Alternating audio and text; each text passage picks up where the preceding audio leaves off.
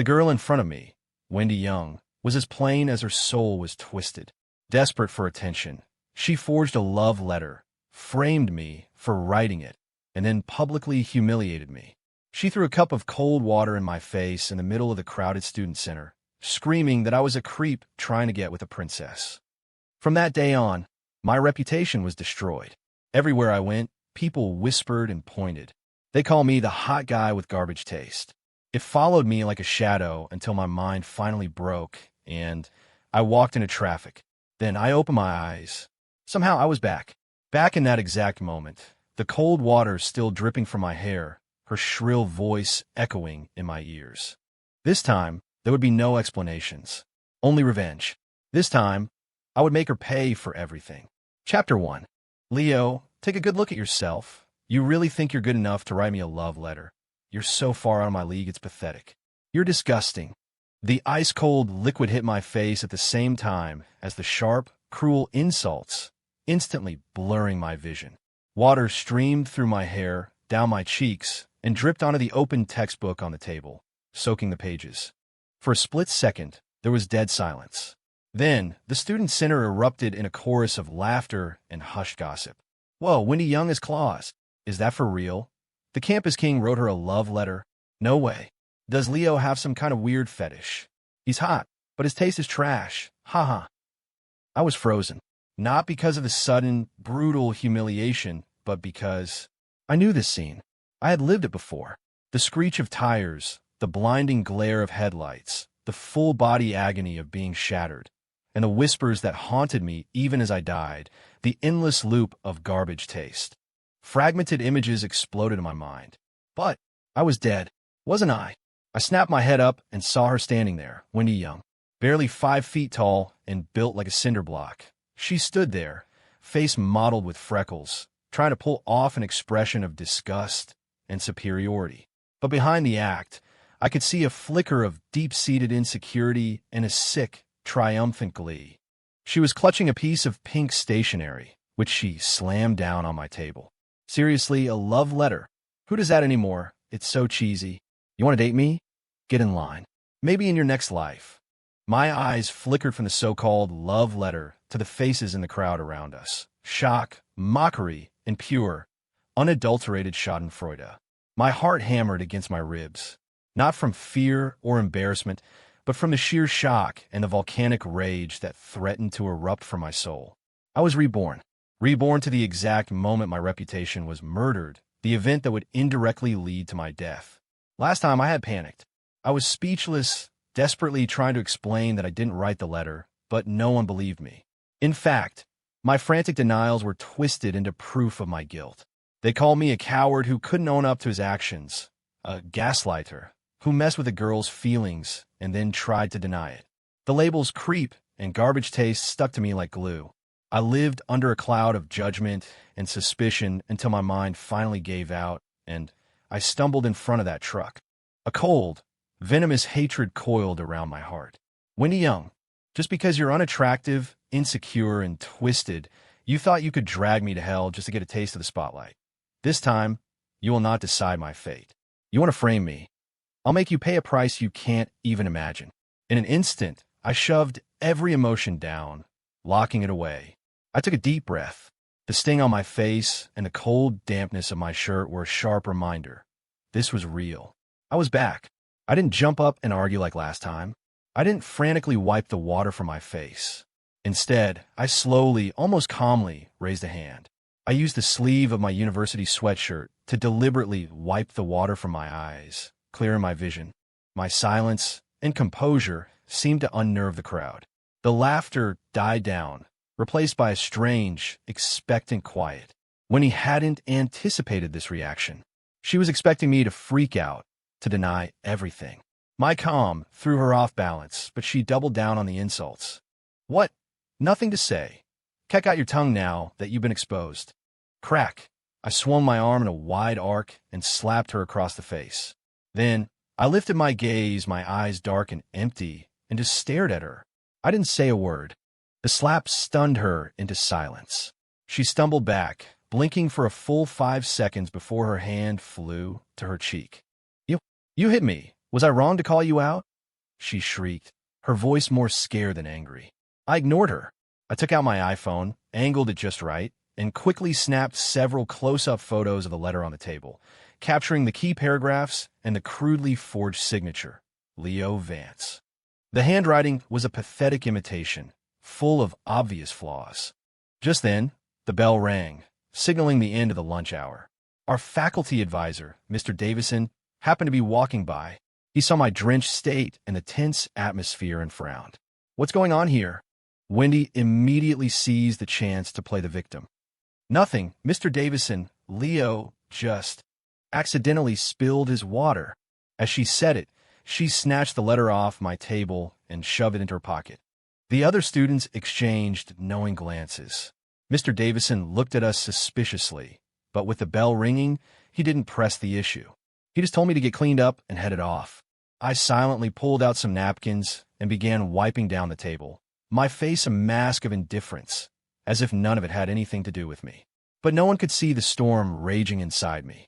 No one knew that beneath the calm exterior, a heart bent on vengeance was beating furiously. Just you wait, Wendy. This time, I won't rush to defend myself. You want to use me to get attention?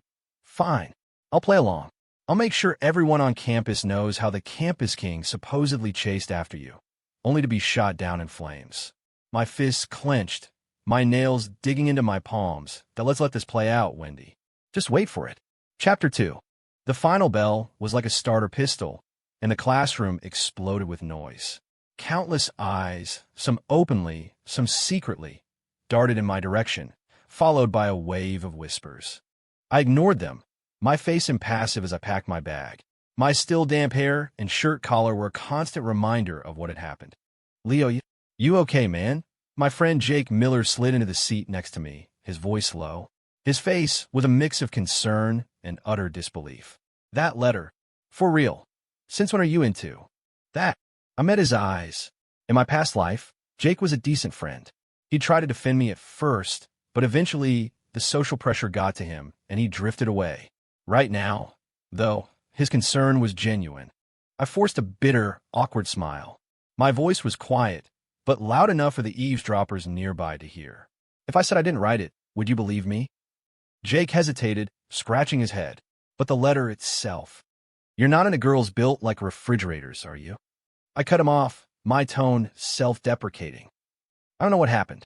I guess it's just my lucky day. As I spoke, I let my gaze drift toward Wendy's desk.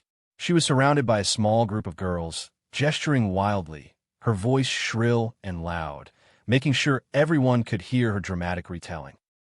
It was so gross. You should have seen what he wrote. Your eyes are like stars. Ugh. As if I told him where he could stick it and threw my water right in his face. You have to put guys like that in their place, you know? The girls around her offered exaggerated praise. You're so brave, Wendy. Exactly. He needs to learn his place. But Leo Vance is like really hot, one girl said timidly. Why would he? Wendy pounced on her like a cornered animal. What does being hot have to do with anything? So what if he's hot? He still wants me. He's a creep. For all we know, he's got some weird secret fetish. Are you jealous or something? Even she seemed to realize how flimsy that sounded, so she quickly raised her voice to cover it. Anyway, I would never date a guy who can't even own up to what he did. I looked away, a cold smile on my lips. Pride comes before the fall. I let out a heavy, theatrical sigh and slung my backpack over my shoulder. Whatever. The more I deny it, the guiltier I'll look. I'm gonna go wash my face. I stood up and walked away, feeling the weight of dozens of eyes on my back, the whispers intensifying behind me. He actually looks pretty torn up about it. Well, yeah, he got shot down. It's embarrassing. But when he seemed so sure of herself, who knows? Maybe there's more to the story. Perfect. The rumor mill was churning, just like last time. Everything was going according to plan. As I reached the classroom door, I ran into Emily Carter, the class president. She was a quiet, principled girl who, in my past life, had never joined in the gossip and had even tried to shut down the more vicious rumors. Leo, she called out, stopping me. She held out a small pack of tissues, her expression sympathetic. Here, you should dry off. Thanks, I said, my voice sincere. She hesitated, then lowered her voice. I don't think you're the kind of person who would write a love letter to Wendy Young. If you need someone to vouch for you like that you were in the library studying all night, I can.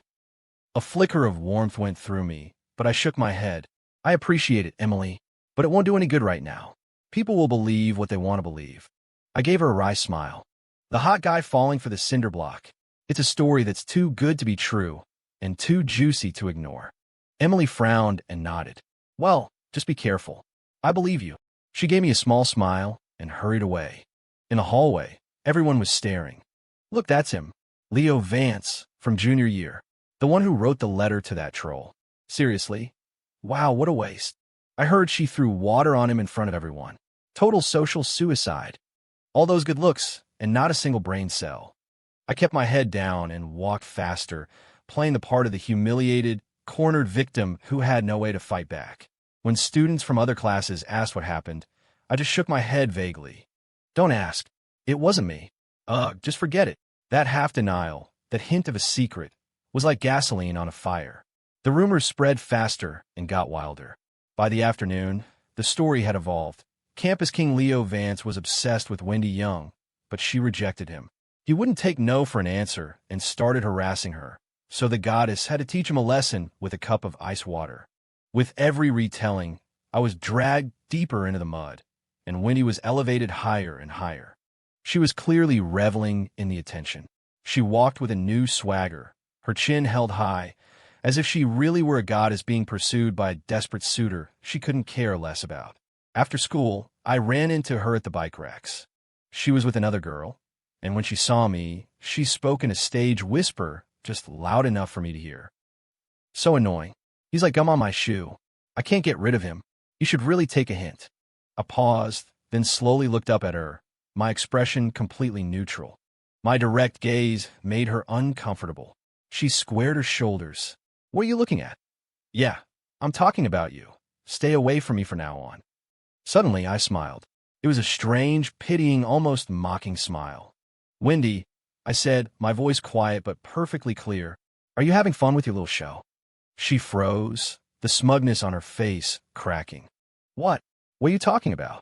Nothing, I said, wheeling my bike past her. My tone was light, almost bored. I just think you went to a lot of trouble to direct this little drama. The audience seems to be eating it up. Without a second glance at her shocked and suddenly panicked face, I got on my bike and rode away. The first thing I did when I got home was back up the photos of a love letter to the cloud and send a copy to a secure, rarely used email account.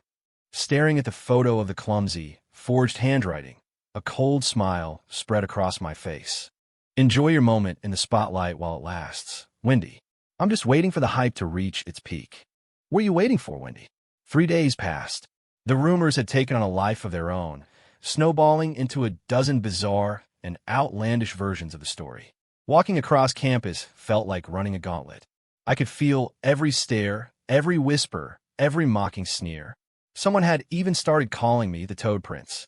I maintained my silence, affecting a withdrawn and defeated posture, perfectly playing the part of a victim crushed by gossip he couldn't fight. Wendy, meanwhile, was thriving. She was completely lost in the goddess fantasy she'd created for herself, basking in a level of attention she had never known. She even started ordering me around in class, as if I were genuinely a lovesick puppy trailing at her heels. The time was right. That afternoon, our faculty advisor, Mr. Davison, held a mandatory class meeting. The topics were boring, and most of the students were zoning out, their eyes occasionally flicking between me and Wendy, exchanging smirks. Wendy sat near the front, her back ramrod straight, as if she were a celebrity. After finishing his announcements, Mr. Davison closed his notebook and asked his usual closing question, "Does anyone have any other issues to discuss?" The room was silent, and then I raised my hand. Every head in the room swiveled toward me, their expressions a mixture of surprise and greedy anticipation. Mr. Davison looked taken aback. He clearly hadn't expected the quiet, defeated student to speak up. "Yes, Leo, go ahead." I stood up, my eyes fixed on Mr. Davison, ignoring everyone else. I held my iPhone in my hand. "Mr. Davison, I have a very serious issue that I need to report to you and the university administration. It has caused severe damage to my reputation and my mental well-being, and I believe I may need to seek legal counsel to protect myself. My voice was clear and steady, laced with the exhaustion and resolve of someone pushed to their breaking point. It was a complete departure from the silent, withdrawn person I had been for the past 3 days. You could have heard a pin drop. Everyone was stunned, including Mr. Davison. A legal counsel? He pushed his glasses up his nose, bewildered. Leo, what on earth is so serious? Wendy whipped her head around, a flash of panic in her eyes, quickly masked by a defiant sneer. Leo, what are you trying to pull now? Are you still not over it? I ignored her completely. I unlocked my phone and held it up for Mr. Davison to see. Displayed on the screen was a high-resolution photo of the love letter. Mr. Davison, 3 days ago, Wendy Young stood up in front of our classmates and claimed I wrote this graphic love letter to her. Based on that claim, she threw a cup of water in my face and publicly humiliated me. I'm sure you've heard the rumors. Mr. Davison looked uncomfortable. Of course, he'd heard. He had probably dismissed it as petty student drama. He nodded slowly. I did hear something about that. But Leo, relationship issues. I cut him off, my voice hardening. The issue, Mr. Davison, is that I did not write this letter. You're lying, Wendy shrieked, jumping to her feet, her face turning crimson. You have proof. Are you still trying to deny it? Proof. I let out a cold, sharp laugh, my eyes locking onto hers. Wendy, the proof you're referring to is this pathetic forgery with terrible handwriting, full of grammatical errors, where even my own name is misspelled. I zoomed in on the signature. Mr. Davison and everyone else, please take a look. This is from my homework, I said, pulling a graded quiz out of my textbook and holding it up next to the phone. And this is my signature. Does that look like it was written by the same person? A murmur rippled through the classroom. Whoa, it really doesn't look the same. Leo's handwriting is kind of messy, but it's strong. The writing on that letter looks like a child's scribble. Yeah, the difference is obvious. Winnie's face went pale. Her voice grew shrill. You must have changed your handwriting on purpose. You wrote it, and now you're too scared to admit it. Change my handwriting? I asked, as if I just heard the most ridiculous thing in the world. So, you're saying that to write you a love letter, I would first have to invent an entirely new, uglier style of handwriting. Does that make any logical sense to you, Wendy? Before she could spew any more nonsense, I turned back to Mr. Davison, my tone firm and unwavering. Sir, this isn't a simple misunderstanding between students. This was a calculated act of defamation. Wendy Young fabricated evidence and publicly spread false information to deliberately destroy my character.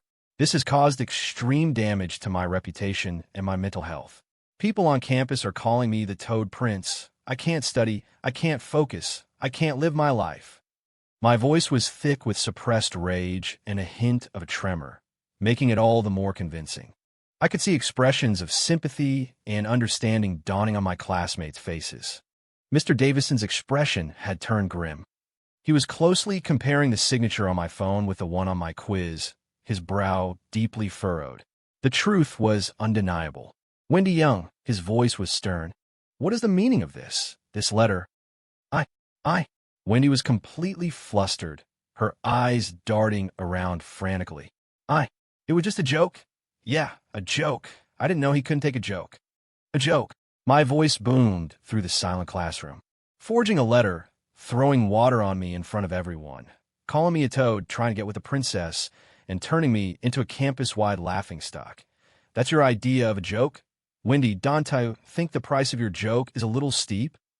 I faced Mr. Davison again, my voice like steel. Sir, I cannot accept this kind of malicious joke. I can't forgive it. To clear my name once and for all, I demand that we involve the police and request a professional handwriting analysis. Let the law determine whether this was a joke or a crime. The police! Wendy screamed, the color draining from her face, leaving it a sickly, chalky white. Mr. Davison was shocked. Leo, the police. Isn't that a bit extreme? Your classmates. Maybe we can handle this internally. We'll have Wendy give you a formal apology. An apology? I shook my head, my resolve absolute. Sir, if apologies fixed everything, we wouldn't need police. This has gone far beyond what a classroom apology can fix. The damage to my name can't be erased by a few empty words. I need a legally binding conclusion that proves to everyone that I was framed. I raised my iPhone, and in front of the entire class, I dialed 9-1-1. Hello. Yes. I need to report a crime. I'm a student at Northwood Institute of Technology. Someone has fabricated evidence to publicly defame and harass me, causing severe damage to my reputation. The entire classroom was deathly silent, the only sound my calm, clear voice reporting the incident to the dispatcher. Wendy's legs gave out, and she collapsed in her chair, her face a mask of pure terror and disbelief. She had never, in her wildest dreams, imagined it would come to this. The way my classmates looked at me had changed completely. The mockery was gone, replaced by shock, sympathy, and even a little bit of awe. They finally understood. I wasn't a pushover. I was just waiting for the perfect moment to strike. After hanging up, I calmly told Mr. Davison, "Sir, the police are on their way. Until they get here and the truth is revealed, I expect Wendy Young and her so-called evidence to remain in this classroom." Mr. Davison opened his mouth, then closed it.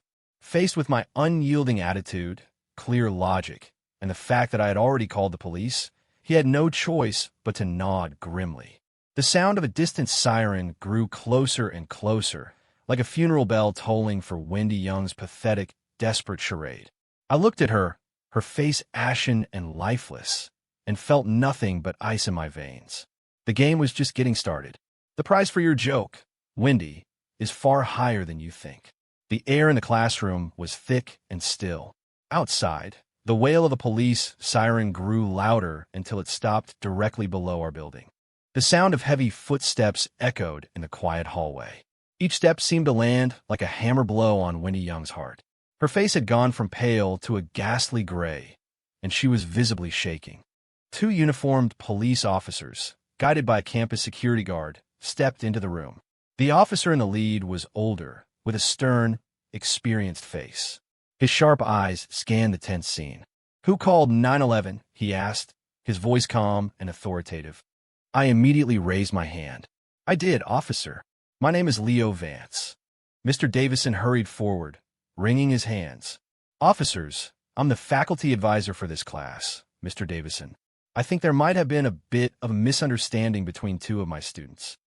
"It's not a misunderstanding, sir," I said, my voice firm as I cut him off. I turned to the police.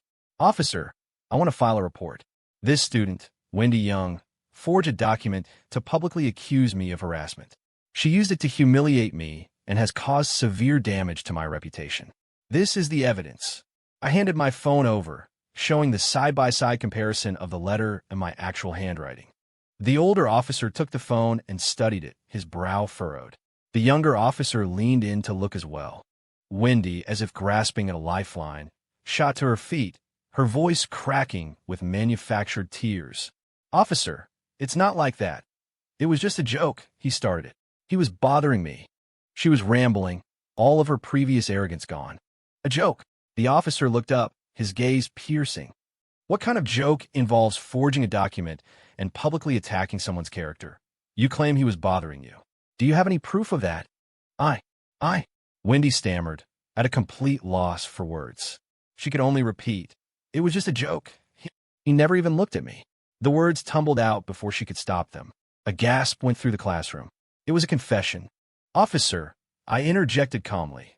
"Wendy Young and I sit near each other in class, but we rarely speak.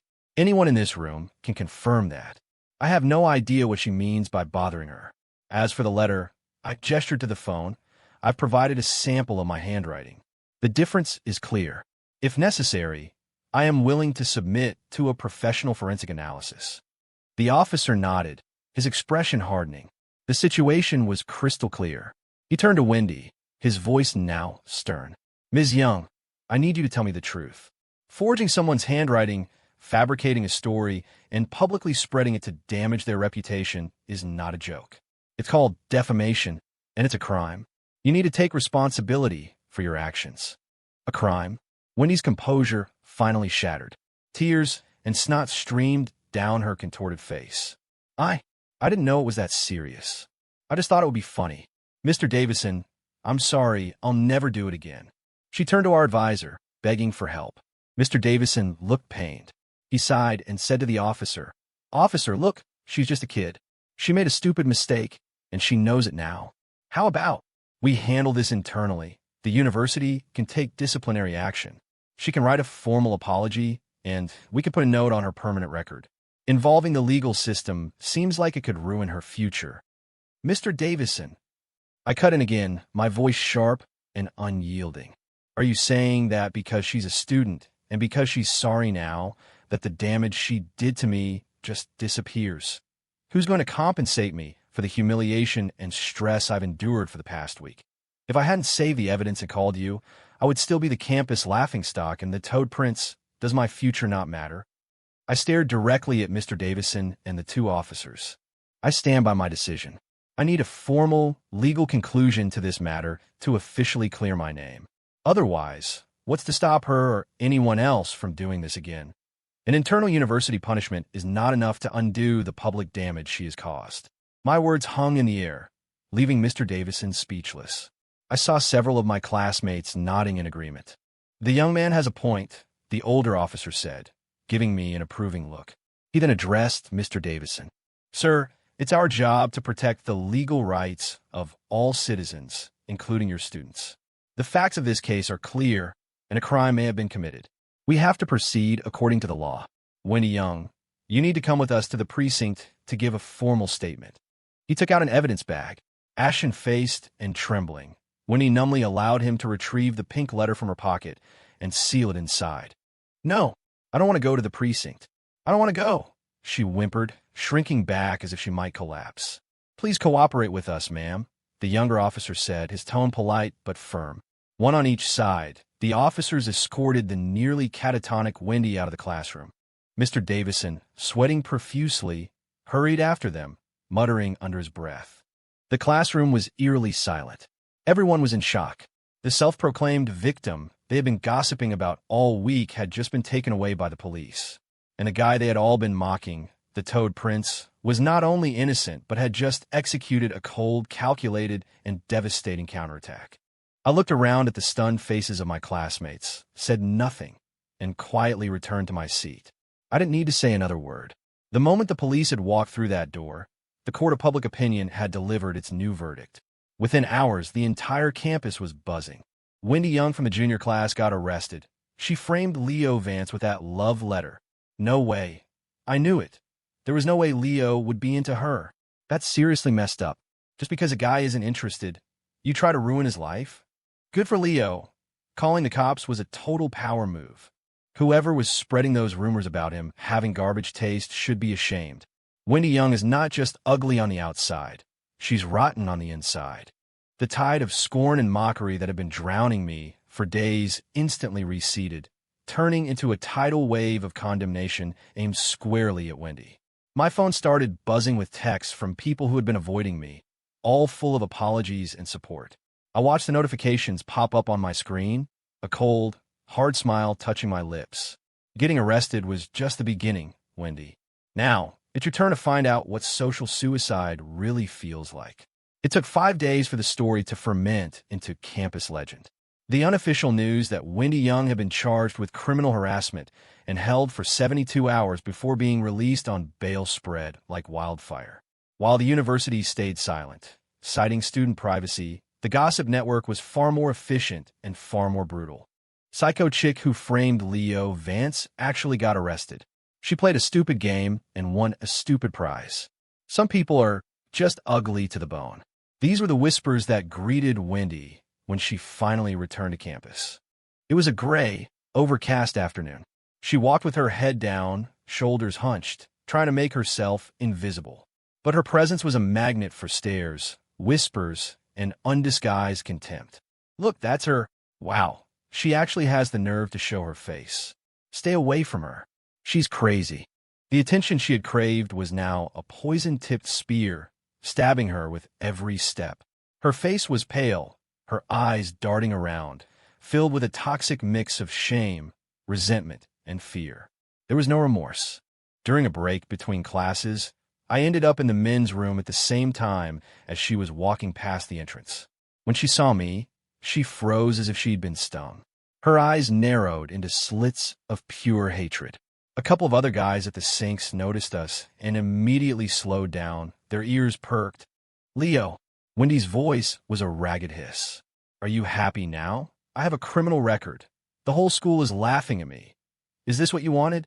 I slowly dried my hand with a paper towel and met her gaze in a mirror. Wendy, wasn't this the outcome you chose? The moment you forged that letter and threw water in my face, you sealed your own fate. It was a joke, she shrieked, her fists clenched at her sides. Did you have to call the cops? You ruined my life. How am I supposed to face anyone ever again? A joke, I scoffed, tossing the paper towel in the trash. You have an expensive definition of a joke, one that costs a reputation and a criminal charge. And let's be clear, you ruined your own life with your own stupid actions. Don't pin that on me. One of the other guys at the sink couldn't help himself. Dude, you did this to yourself, he said to her, his tone dripping with scorn. The cops arrested you because you broke the law. Why are you blaming him? Wendy's face flushed red, then went white. Cornered and humiliated, she could only glare at me, her chest heaving. The venom in her eyes was palpable. Fine, fine. You're tough, Leo. You think you've won? This isn't over. She spat the threat and stormed away. What's her problem? The guy muttered. Crazy. I knew this wasn't over. A personality like Wendy's, obsessive and delusional, would never learn from this. She would blame me for everything. Her threat was real. Sure enough, over the next 2 days, I noticed her watching me. She was quieter, more withdrawn, but I would often catch her staring at me from across a lecture hall with a cold, serpentine gaze. She was always furtively texting on her phone, a strange, shifty look in her eyes. You can't spend your life looking over your shoulder. If she wanted to escalate, fine. I'd give her the opportunity. On Friday, after my last class, I deliberately took my time packing up, leaving the classroom long after most other students had gone. I was wheeling my bike down the less-traveled service path behind the engineering building when I heard hurried, heavy footsteps behind me. Hey, Leo, stop right there. Right on cue. I stopped and slowly turned around. Wendy stood a few feet away, her face twisted in a manic, triumphant grin. Beside her were 2 guys that looked like they'd crawled out from under a rock. They were in their early 20s, wearing grimy tank tops that showed off cheap, faded tattoos. Cigarettes dangled from their lips as they sized me up, cracking their knuckles. Wendy, what is this? I asked, feigning surprise while my body tensed, ready for a fight. What is this? She cackled, her voice shrill.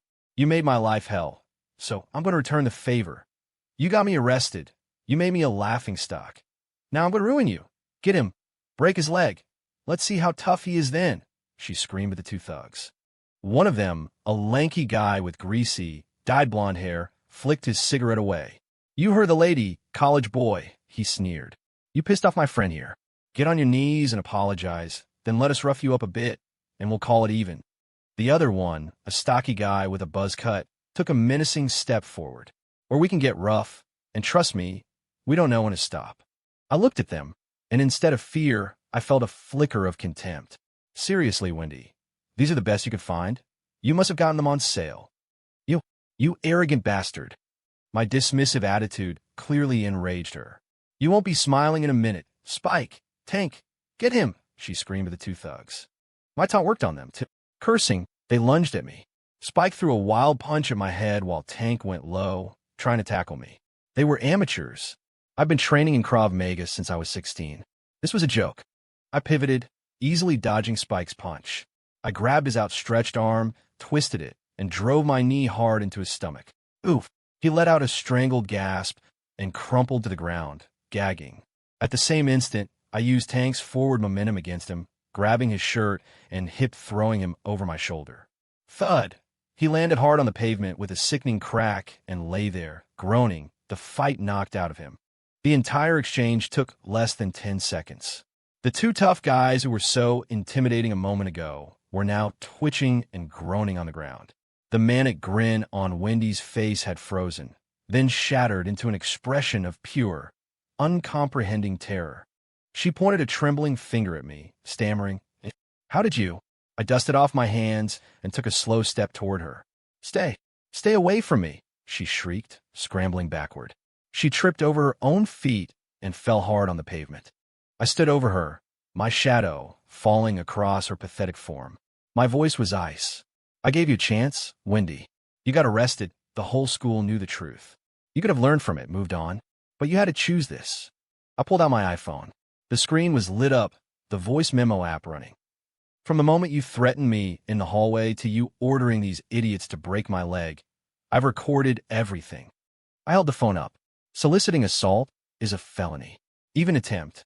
This time, it's going to be a lot more than a 72-hour hold and a misdemeanor. When he finally, completely broke. No, that's not. I didn't. She sobbed, her body shaking uncontrollably. I didn't even look at her. I saved a recording and dialed 911 for the second time. Hello, I need to report an assault. I'm at the Northwood Institute of Technology on the service path behind the engineering building. I've been attacked by 2 men. I managed to subdue them. The person who hired them is also on the scene. For the second time in as many weeks, the sound of sirens echoed across campus, growing closer. This time, Wendy didn't have the strength to stand. She just lay on the cold pavement, her eyes vacant and full of a soul-crushing despair. Her life, from this moment forward, had veered into a ravine from which there was no return, and she had driven it there herself. The interrogation room at the precinct was stark and cold, bathed in the flat, unforgiving light of fluorescent tubes. Wendy sat across from me, her face a gray, empty mask. She looked like a ghost, all the life drained out of her.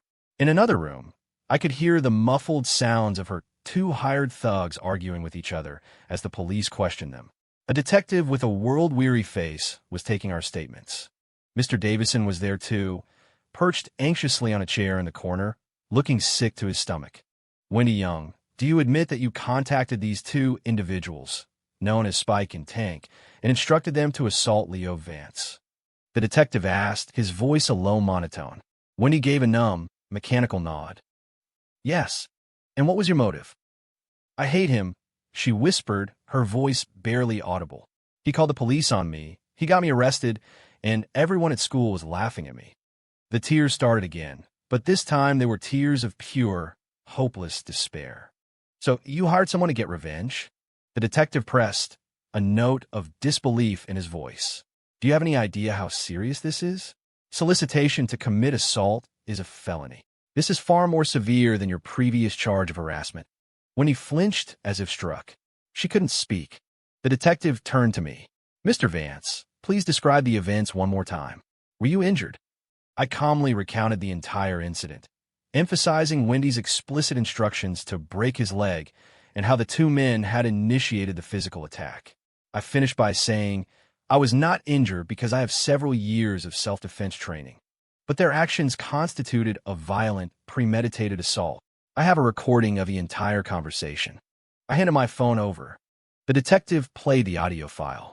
Wendy's shrill, hate-filled voice, get him, break his leg, filled the quiet room, followed by the thugs' menacing threats. The evidence was irrefutable.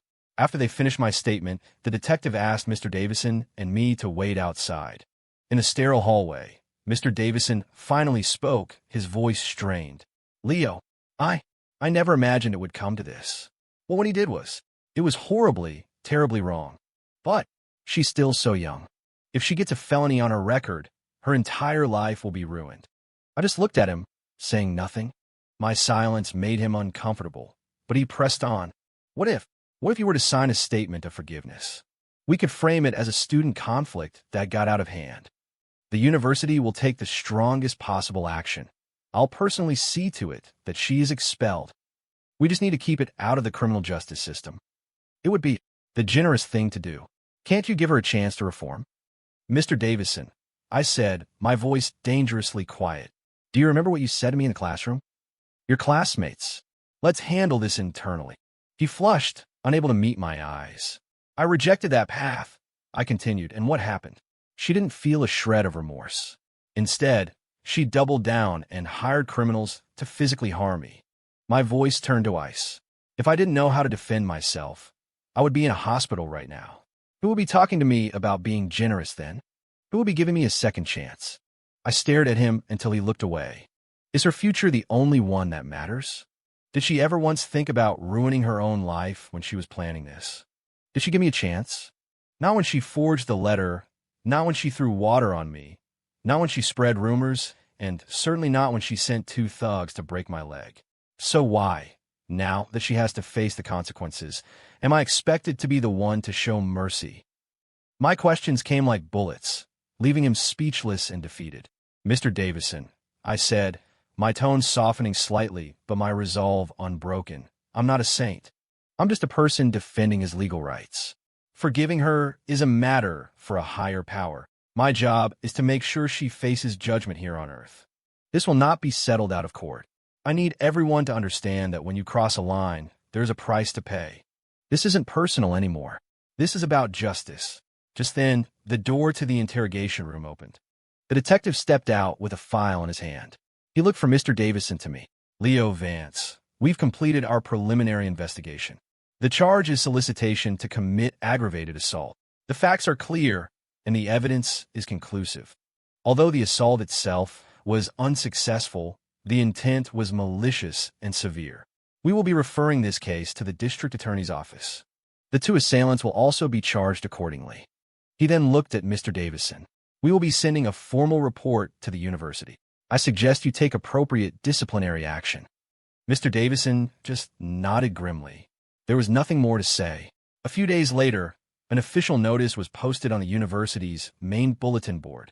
Following a formal investigation, Northwood Institute of Technology has determined that student Wendy Young engaged in conduct that endangered the safety and well-being of another student. This includes defamation, harassment, and the solicitation of violence. These actions constitute a severe violation of the university's code of conduct. Effective immediately, Wendy Young is hereby expelled. The notice, stamped with the university's official seal, put a final, decisive end to the saga. The campus chatter about Wendy reached its peak, then slowly faded, her story becoming a cautionary tale. When people mentioned her name, it was with a shake of the head and a quiet, she did it to herself. As for me, the last traces of the Toad Prince stigma were gone, replaced by something else entirely. Handsome, calm, decisive, capable, and unyielding. Those are my new labels. I stood before the bulletin board, reading the notice, and felt a profound sense of peace. Your time here is over, Wendy, and your trial is just beginning. This time, no one can save you. Not Mr. Davison, not your parents, not anyone. Chapter 7. The case against Wendy Young for solicitation of assault moved quickly. The evidence was overwhelming. On the day of the trial, I appeared in court as the victim and key witness. The courtroom was solemn and imposing, the air thick with gravitas. Wendy was led in by a bailiff. She was wearing an ill-fitting orange jumpsuit from the county jail. Her hair was greasy and unkempt, and her face was gaunt with dark circles under her eyes. She had lost a significant amount of weight and bore no resemblance to the arrogant girl who had thrown water on me. She kept her head bowed, refusing to look at anyone, especially me. Her parents were there, huddled in the back row of the gallery. Her mother was weeping silently into a tissue, while her father stared blankly ahead, his face a mask of shame and exhaustion. The trial began. The prosecutor laid out the facts in a clear, methodical voice. The defendant, Wendy Young, harboring resentment from a previous incident, chose not to reflect on her actions, but to escalate the conflict. She actively sought out and conspired with known criminals with the intent of causing grievous bodily harm to the victim, Leo Vance, specifically instructing them to break his leg. Her actions constitute a clear and malicious case of solicitation to commit a felony, demonstrating a profound disregard for the law and for human safety. During the evidence presentation, the prosecutor submitted the police reports, my medical evaluation confirming no injuries, and the damning audio recording. When Wendy's hateful shriek, "Get him! Break his leg!" echoed through the silent courtroom, a shocked murmur went through the gallery. Her mother let out a choked sob. "Ms. Young," the judge asked, "do you dispute any of this evidence?" Wendy trembled, her head sinking lower. "No, no objections," she whispered. "Do you admit that you instructed 2 individuals to harm Leo Vance?" "I admit it." Her voice was barely audible. The judge then turned to me. "Mr. Vance, do you have a final statement?" I rose to my feet, my gaze sweeping over Wendy before I addressed the judge. Your Honor, members of the jury, Wendy Young, and our classmates. There was no deep-seated feud between us. When she initially defamed me, I chose to involve the police because I trusted the legal system to uncover the truth and clear my name. The law rendered its judgment on that matter. I paused, my voice steady. I had hoped she would learn from that experience. I never imagined that instead of remorse, she would harbor such intense resentment that she would resort to hiring criminals to violently assault me. If I hadn't been fortunate enough to know how to defend myself, I could be in a hospital right now, perhaps with a permanent disability. I glanced at Wendy again. Her shoulders were shaking violently. My insistence on pursuing these charges is not born from a desire for personal revenge. It is because her actions represent a fundamental threat to a safe and civil society. If a person can hire thugs to settle a grudge today, what might they do tomorrow? The law must deliver a clear and unambiguous message that such behavior will not be tolerated. That is all. When I finished, the courtroom was silent. My statement had been logical and dispassionate, which only made it more powerful. Wendy's public defender made a last-ditch effort, citing her youth, her impulsive mistake, her lack of a mature understanding of consequences, and the fact that she had already been punished by expulsion.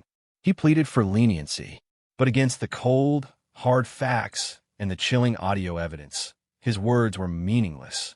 After a short recess, the judge returned to deliver the verdict. The defendant, Wendy Young, has been found guilty of solicitation to commit aggravated assault. The evidence is clear and incontrovertible.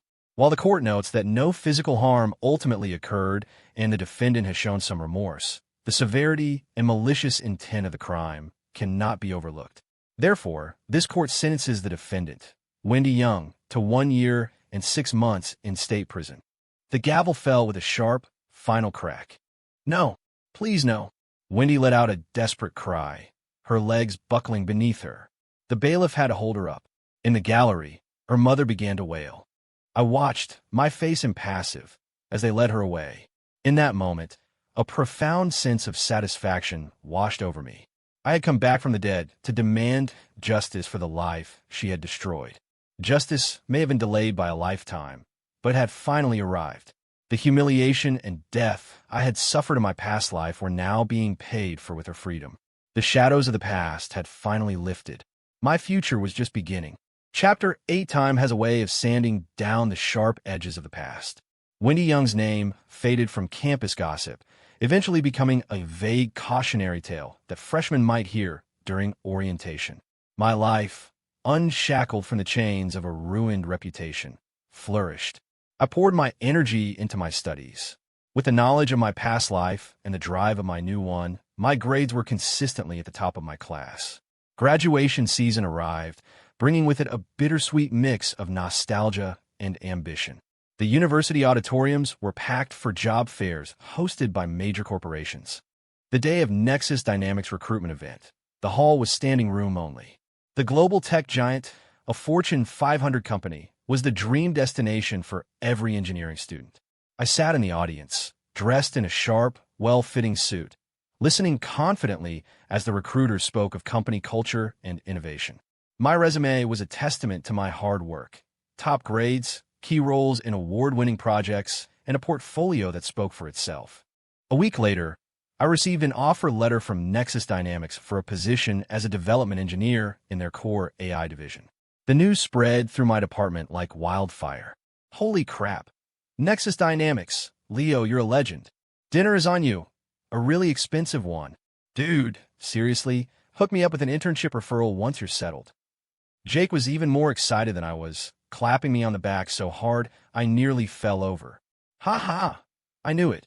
My boy's headed for the big leagues. Emily sent me a text. Congratulations. You earned it. So happy for you. The Nexus Dynamics headquarters was a gleaming skyscraper of glass and steel, a monument to the future. I hit the ground running. My solid technical skills, combined with a maturity and foresight that belied my age, allowed me to stand out immediately. A few months in, a major optimization project I led was launched with incredible success. I earned the respect of my colleagues and superiors. My probationary period was cut short, and I received a substantial bonus. I had finally made it. One weekend, a group of us from college got together to celebrate landing our first jobs.